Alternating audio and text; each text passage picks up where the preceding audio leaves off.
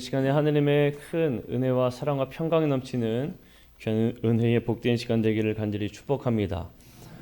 이번 주일은 대림절 네 번째 주일입니다. 내일은 성탄절이 되지요. 대림절 네 번째 촛불, 이제 네 촛불을 다 밝혔습니다. 네 번째 초 흰색은 만남과 화해, 사랑의 촛불이라 부를 수가 있습니다. 죄가 없으신 예수님과 죄 많은 모든 인류의 만남과 화해, 그리고 회복과 사랑, 이러한 의미를 담고 있습니다. 주님을 만나고 막혔던 것이 무너지고 또 메었던 것이 풀리는 놀라운 은혜가 여러분과 함께 하시기를 간절히 축복합니다. 자, 우리가 함께 읽은 사무엘의 본문을 먼저 살펴보고자 합니다. 우리가 함께 읽은 사무엘하 7장 1절에 보니까 다윗이 참 평안한 가운데 있는 것을 우리가 보게 됩니다. 본문에 이렇게 되어 있죠. 여호와께서 주위의 모든 원수를 무찌르사 왕으로 궁에 평안히 살게 하신 때라고 이렇게 기록하고 있어요. 다윗은 참 그 전쟁을 많이 치른 왕입니다. 우리가 이제 7장을 읽었는데 그 앞장까지 또 그 앞장까지도 보게 되면 다윗이 전쟁하는 그 이야기들이 기록되어 있습니다. 여부스와도 전쟁하고 블레셋과도 전쟁하고 그렇게 수없이 많은 전쟁을 치르고 난 다음에 이제 이 다윗의 주변에는 다윗의 적이라고 할 수 있는 이들이 아무도 없는 정말 참 평안한 시기를 이 다윗이 보내고 있는 그 때라는 거예요. 자, 우리는 여기에서 분명히 한 가지 좀 짚고 넘어갈 필요가 있습니다. 뭐냐면 다윗의 원수가 사라진 것에 대해서 분명히 말하고 있는 것은 하나님께서 그렇게 만들어 주셨다라고 기록하고 있다는 사실입니다. 실제로 칼을 들고 전쟁한 이는 누군가 하면 다윗이에요. 다윗은 정말 많은 전쟁을 치렀어요. 칼을 들고 정말 수없이 많은 피를 흘리며 전쟁을 이루었습니다. 그런데 결국에 오늘 본문에 이르게 되면 그 전쟁을 통하여 승리하고 평안함을 얻을 수 있게 된 것은 누구 덕이냐? 하나님 덕이라 분명히 말하고 있다는 거예요. 다윗이 잘 싸워서가 아니라 하나님께서 그렇게 평안함을 주셨다라는 이 말씀을 우리가 먼저 좀 짚고 넘어갈 필요가 있습니다. 우리가 얼마나 수고하고 노력하며 살아갑니까? 얼마나 애쓰며 부지런히 살아갑니까? 애쓰고 수고하며 살아가는 가운데 얻어지는 결과들을 보면서 참 감사하는 삶을 우리는 살고 있다라고 생각합니다. 그런데 오늘 이 말씀을 기억하여 우리가 말씀을 보며 생각해 보면 이 모든 것들이 나의 노력과 나의 수고와 나의 피와 땀으로 이루어진 것이 아니라 내가 비록 땀 흘려 수고하고 애쓰지만 이 모든 것들을 이룰 수 있도록 허락하신 이가 누구시냐? 바로 하나님임을 먼저 우리는 고백하고 또 기억해야 될 줄로 믿습니다. 내가 애쓰고 수고하여 얻은 듯하지만 아니라는 거예요. 하나님께서 친히 그 모든 것들을 해결하시고 도와주시고 이루게 하셨다라는 것을 먼저 우리는 믿음으로 고백해야 될 줄로 믿습니다. 다윗의 위대한 점은 그 다음에 나타나는 그 말씀 가운데 우리는 발견하게 됩니다. 다윗이 나단 선지자에게 뭐라고 이야기하냐면 나는 백향목궁에 살고 있는데 하느님의 궤는 휘장 가운데 있다라는 이야기를 하고 있어요. 자, 다윗의 마음이 지금 어떠한 것을 보여주고 있는 말씀입니다. 다윗의 마음은 늘 그가 집에 있어도 궁에 있어도 늘 하느님께 향하고 있다는 것을 우리에게 알려주고 있죠. 자, 지금 평안히 있는 것, 바로 그가 자신의 집에서 평안히 쉬고 있을 때 다윗은 그 집이 참 궁궐이니까 얼마나 화려하고 얼마나 풍족하고 얼마나 좋은 상황이 있겠습니까? 그런데 그 안락함 가운데 있으면서 그가 마음에 품고 있는 것은 평안하다, 너무 좋다 이런 마음이 아니라 그 순간에도 하나님을 향하고 있다는 거예요. 그에 대한 마음은 하나님이 머무는 장소에 그의 마음은 늘 그곳에 있다라는 겁니다. 다윗이 왜 자신의 궁을 보면서 하나님의 궤가 있는 장소를 또 안타깝게 생각하고 있을까? 한번 생각해 보게 됩니다.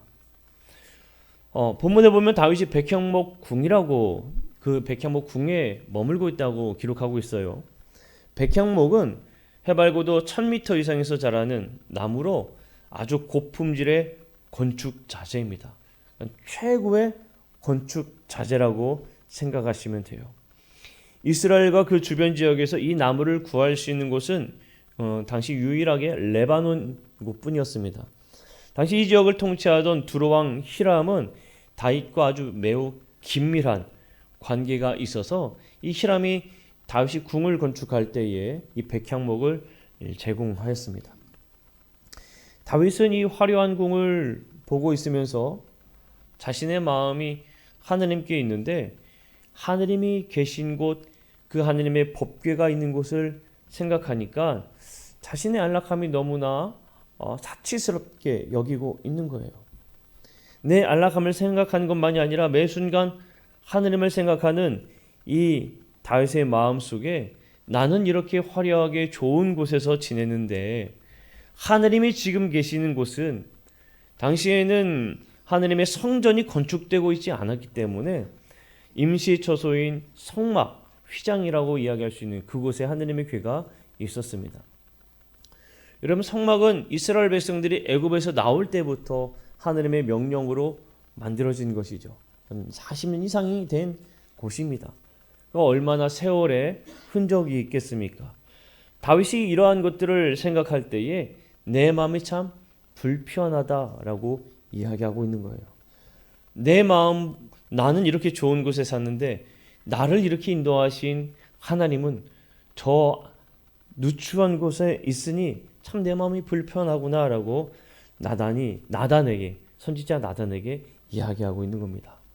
여러분, 이 다윗의 마음이 참 얼마나 대단합니까?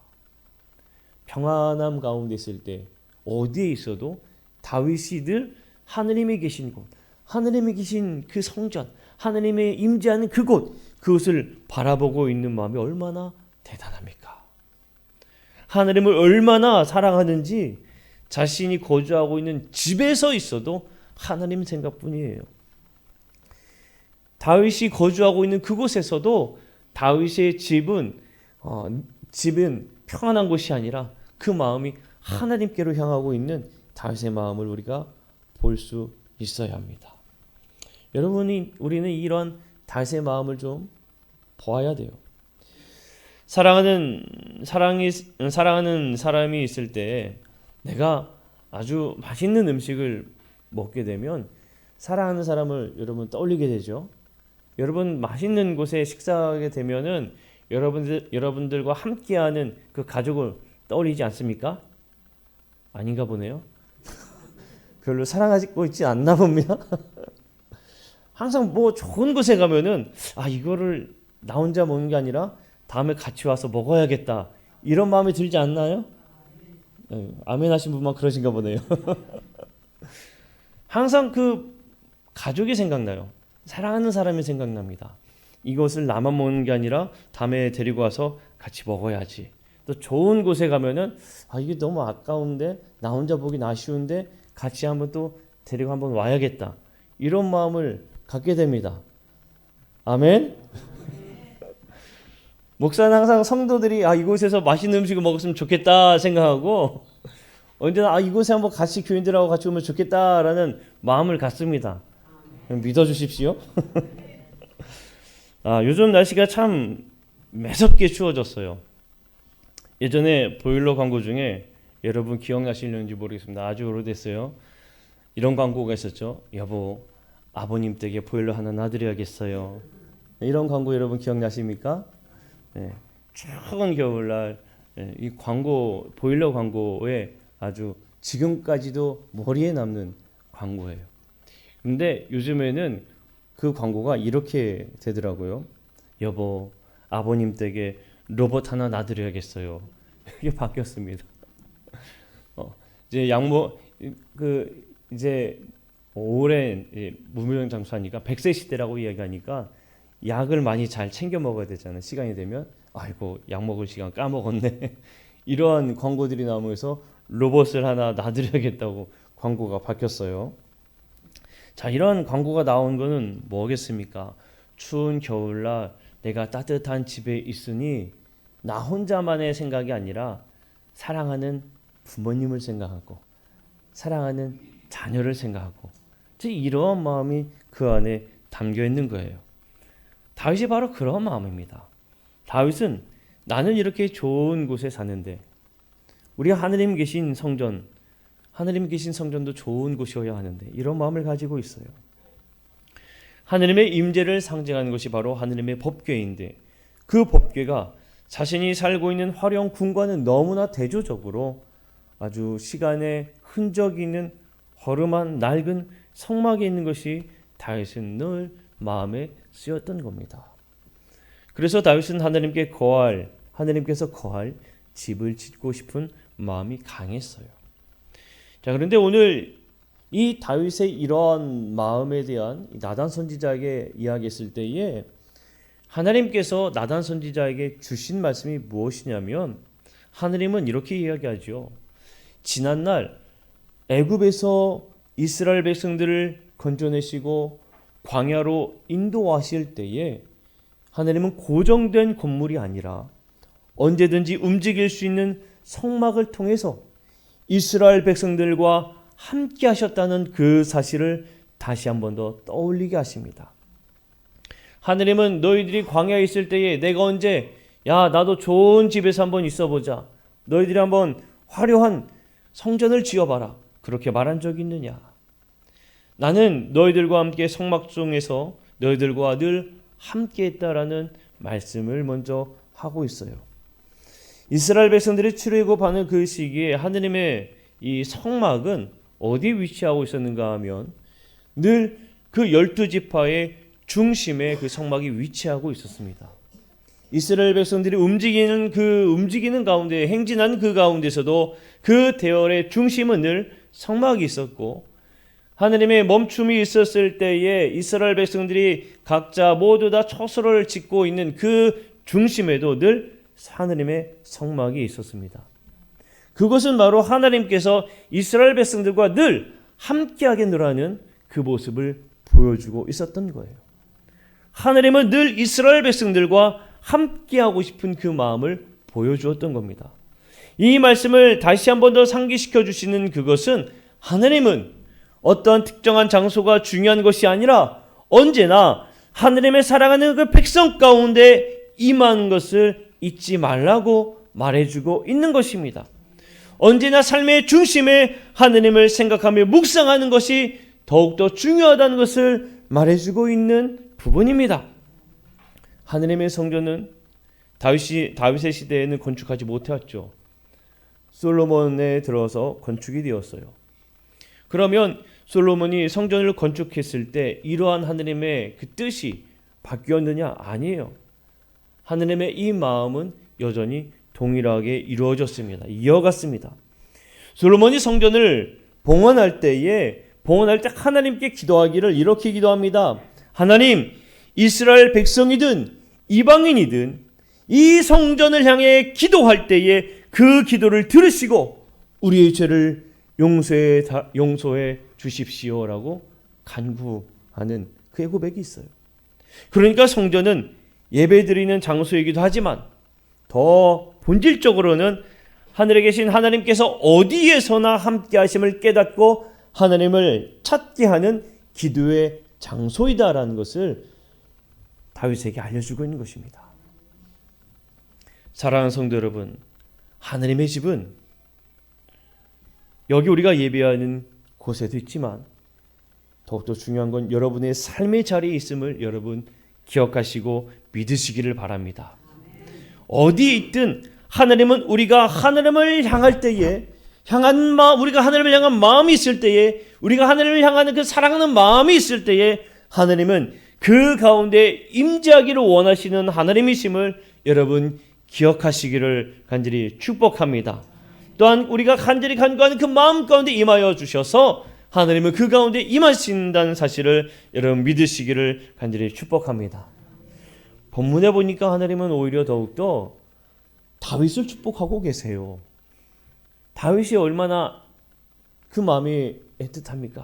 하나님의 성전이 더 좋아야 되는데 그 마음을 가지고 있었는데 오히려 하나님은 다윗을 더 축복하십니다. 그 축복의 내용이 11절과 16절 말씀에 아주 잘 나타나 있어요. 하나님이 축복하는 내용이 이겁니다. 모든 원수에게서 편히 쉬게 하리라. 다윗아, 모든 원수에게서 너가 평안히 쉴 것이다. 또 다윗에게 하나님께서 다윗을 위하여 오히려 집을 짓고 다윗의 집과 다윗의 나라가 영원히 이어가고 왕위가 영원히 튼튼히 서 있을 것이라고 오히려 하나님께서는 다윗을 향해 축복하고 있는 것을 보게 됩니다. 다윗은 하나님을 향한 마음으로 하나님의 전을 생각했더니 오히려 하나님은 다윗을 향해서 다윗의 그 마음 가운데 있는 그 마음을 기쁘게 받으시고 다윗을 세우시며 다윗의 집을 영원히 세우시며 다윗의 왕위를 영원히 세울 것에 대한 약속을 주고 있는 놀라운 은혜의 하나님을 우리가 보게 됩니다. 우리는 이 내용 속에서 두 가지를 깨닫게 됩니다. 첫째는 하나님을 향한 우리의 마음이고 둘째는 우리를 향한 하나님의 마음입니다. 하나님을 향한 우리의 마음이 어떠해야 하는지 다윗이 먼저 잘 보여주고 있어요. 내 삶의 안위만 누리는 것이 아니라 어디에 있든 내가 어느 순간이든 어떤 상황이든 하나님을 생각하는 다윗의 마음을 우리는 가져야 한다. 우리에게 먼저 잘 이야기해 주고 있는 겁니다. 하나님은 우리가 힘들 때만 찾는 문제 해결사가 아니라는 거예요. 우리가 평안할 때에도 우리가 너무나 좋은 상황이 있을 때에도 아무 걱정 없을 때에도 늘 우리의 마음이 하나님을 향하기를 하나님은 원하십니다. 예전에 군목이셨던 한 목사님에게 이런 이야기를 들은 적이 있습니다. 어느 순간에 가면 이 새벽 예배에 갑자기 안 나오던 분들이 많이 나와서 기도를 하기 시작한다고 그래요. 그 시기가 언제냐? 진급을 앞두고 있을 때. 그럼 모두 다 진급을 앞두고 있을 때에 안 나오던 분들이 다 나와서 기도를 그렇게 열심히 하신다고 해요. 제발 하나님 이번에는 진급이 되어야 합니다. 진급이 안 되면 아니 되옵니다. 얼마나 그렇게 열심히 기도하는지 몰라요. 맞아요. 물론 우리가 우리의 바람이 있으면 하나님 앞에 간구하고 기도해야 합니다. 기도해야죠. 하나님께서 기도하라고 말씀하셨잖아요. 그러나 더 중요한 거는 내가 어떤 문제가 있어서 기도하고 간구하는 것보다도 내가 평안함 가운데 있을 때 더욱 하나님을 찾고 좋은 것을 누릴 때 더욱 하나님을 찾는 그런 믿음의 성도들이 되어야 할 줄로 믿습니다. 하나님은 오히려 하나님을 찾는 백성들을 더욱더 견고하게 해주시기를 원하십니다. 하나님의 집을 짓기 원했던 다윗에게 오히려 다윗의 집이 영원할 것을 축복하신 것처럼 우리가 하나님을 사랑하는 마음을 하나님 앞에 고백할 때에 하나님은 오히려 우리의 마음을 기쁘게 받으시고 우리에게 더욱더 놀라운 은혜를 부어주시며 평안하기를 원하시고 더욱더 굳건하여지기를 원하시는 은혜의 복된 하나님 되심을 여러분 꼭 믿으시기를 바랍니다. 다윗의 집이 영원할 것과 왕위가 영원할 것은 어떻게 이루어졌을까요? 그것은 예수 그리스도를 통해 이루어진 것입니다. 예수 그리스도를 통해 이루어졌습니다. 하나님께서 말씀하신 이 축복은 이 세상적 축복만을 말씀하신 게 아닙니다. 이 하나님의 말씀은 영적인 의미의 축복이에요. 다윗의 집이 영원한 것, 그리고 그의 집이 영원할 것, 그의 왕위가 영원할 것이라고 하나님께서 분명히 말씀하셨지만 이스라엘 역사를 보게 되면 그 이스라엘은 분열이 되었고 그 이스라엘은 다른 열방 국가에 의해 포로가 되는 아주 안타까운 역사를 보게 돼요. 그러면 하나님의 역사가 이루어지지 않은 것이 아니냐? 아니에요. 하나님께서 다윗에게 약속하신 그 약속의 성취는 결국에 언제 이루어졌느냐? 바로 예수 그리스도가 이 땅에 오심으로 인하여서 진정한 우리의 왕이 되심을 통하여 그 말씀이 이루어졌다는 겁니다. 우리가 함께 읽은 누가복음에서 마리아를 통해 지극히 높으신 하느님의 아들이요 평화의 왕이며 그리스도이신 예수께서 잉태될 것에 대한 소식을 우리가 읽게 됩니다. 이 소식은 우리에게 들리는 기쁨의 소식이죠. 예수 그리스도의 탄생을 우리가 기뻐하며 기다리는 대림절을 보내고 있는데, 아기 예수의 탄생의 초점이 아니라 우리를 구원하신 메시아 그리스도된 예수의 재림 임재, 그 임재가 우리가 간절히 바라는 마음이 대림절이에요.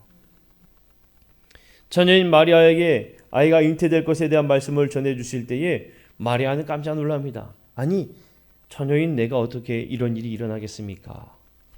그에 대한 대답으로 어떠한 일들을 이야기해 주는가 하면 마리아의 가까운 친족인 엘리사벳의 잉태 소식을 마리아에게 전해줍니다.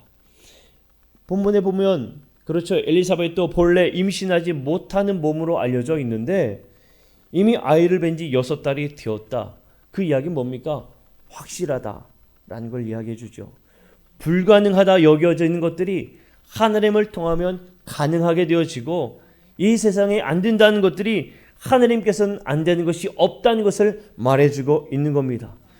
마리아에게 이 엘리사벳의 이야기를 전해준 것은 하느님의 그 임재의 역사가 너희들이 이미 가까운 곳에서 이루어지고 있다는 것을 우리에게 말해주고 있는 겁니다.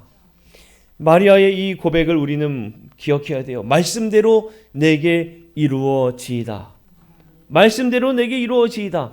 하느님의 그 임재가 이미 가까운 데서 이루어지고 있는 그 역사가, 하느님 그 말씀이 내게도 이루어지기를 간절히 원합니다. 하느님의 임재 그 역사가 내게도 이루어지기를 간절히 원합니다. 우리는 그 마리아의 고백을 우리가 보아야 하는 거예요. 바로 하느님의 그 말씀의 역사는 이미 가까운 곳에서 이루어졌고 이미 가까이 와 있고, 또 우리가 고백할 때 말씀대로 내게 이루어지이다라고 고백한 그 순간에 하느님의 그 말씀의 약속이 우리에게 이루어진 줄로 믿습니다. 우리가 다윗과 같은 믿음을, 주님을 생각할 때에 주님은 우리에게 오신다는 거예요. 다윗처럼 생각하는 마음이 있을 때 주님은 우리에게 오십니다. 그리고 주님의 말씀은 말씀대로 이루어집니다. 하느님의 말씀이 우리에게 임하고 그 말씀이 그대로 이루어진 줄로 믿습니다. 예수 그리스도의 탄생은 다윗에게 말씀하신 영원한 집을 세우며 왕위를 영원히 세우시기 위해 오심의 현실이요 실현임을 여러분 믿으시기를 바랍니다. 우리에겐 무엇입니까? 예수 그리스도를 통해 영원한 집을 소유하였다는 건 뭘까요? 예수 그리스도를 통해 하느님 나라의 백성이 되었다는 사실이요 왕같은 제사장이 되었다는 그 고백입니다. 그 왕위를 이어가는 축복을 우리가 받았음을 여러분 믿으시기를 간절히 축복합니다. 사랑하는 성도 여러분, 하느님을 향한 마음, 언제나 그 마음을 품으시기 바랍니다. 하느님은 우리에게 임하십니다. 마리아에게 그 소식을 전해주며 하느님의 말씀이 이미 가까이에서 이루어지고 있음을 알게 해주셨듯이 우리 가까이에 오시어 이루신 줄로 믿습니다. 놀라운 기쁨의 소식을 사모하며 예수 그리스도의 은혜를 누리는 우리 모든 복된 성도들이 되시기를 주님의 이름으로 간절히 축복합니다. 기도하겠습니다.